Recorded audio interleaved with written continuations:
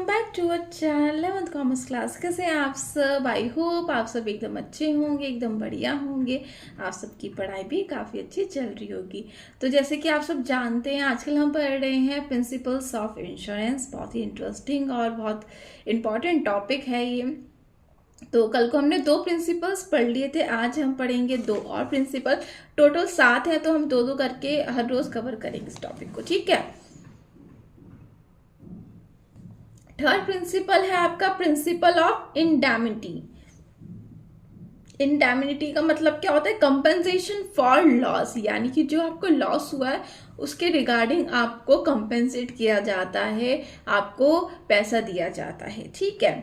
According to this principle, in the event of loss, the insurer tries to put the insured to the same position as existed before the happening of the event by compensating the insured for the loss caused to the insured due to the damage or destruction of property insured। देखो, आपने कोई insurance करवाया, आप insured हो, तो आपने किसी risk के अगेंस्ट इंश्योरेंस लिया था कि अगर कल को मेरी फैक्ट्री में आग लग जाती है, मेरी गाड़ी चोरी हो जाती है, जिसके भी रिगार्डिंग आपने इंश्योरेंस लिया है, तो अगर भगवान न करे फ्यूचर में अगर वो ही आपको फेस करना पड़ता है, फॉर एग्जांपल आपने फैक्ट्री का करवाया था फायर इंश्योरेंस, ठीक है, तो फैक्ट्री में आग लग जाती है, तो अब क्या होता है, वहां पे इंश्योरेंस की टीम आएगी, वहां पे पूरी वो लोग देखेंगे कि कुछ झूठ मूठ का तो नहीं है, या इसमें आपकी कोई इन्वॉल्वमेंट तो नहीं है, आप ही ने तो नहीं खुद से करवाया है। तो जब वो लोग पूरी चीज से सेटिस्फाई हो जाते हैं, उसके बाद वो आपको क्या करेंगे? कंपेंसेट करेंगे, ठीक है।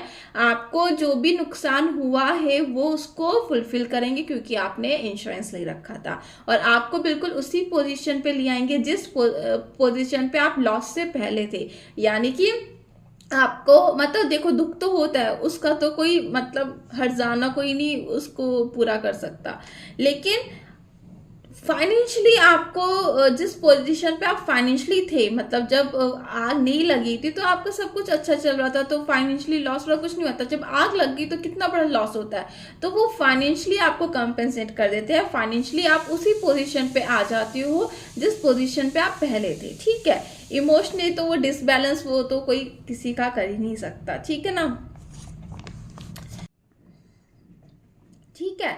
This principle is applicable to all insurance contract of fire और marine insurance but not to life insurance. तो ये आपका सारे इंश्योरेंस कॉन्ट्रैक्ट में ये प्रिंसिपल एप्लीकेबल है, चाहे वो फायर हो चाहे वो मरीन हो, लेकिन लाइफ इंश्योरेंस में ये एप्लीकेबल नहीं होता है, ठीक है। आगे पढ़ते हैं। फोर्थ है आपका proximate cause. According to this principle, the insured is compensated only for the loss caused by the reason stated in the policy.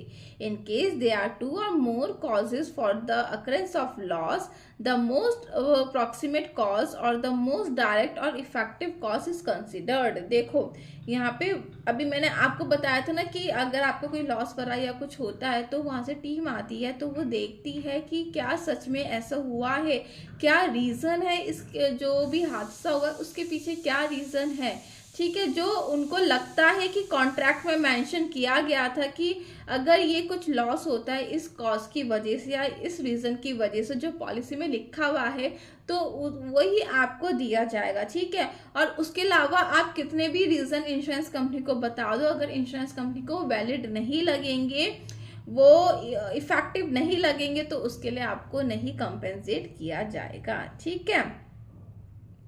तो आई होप आपको ये वाला प्रिंसिपल भी क्लियरली समझ में आ गया होगा, ठीक है। तो आज की क्लास में इतना ही है।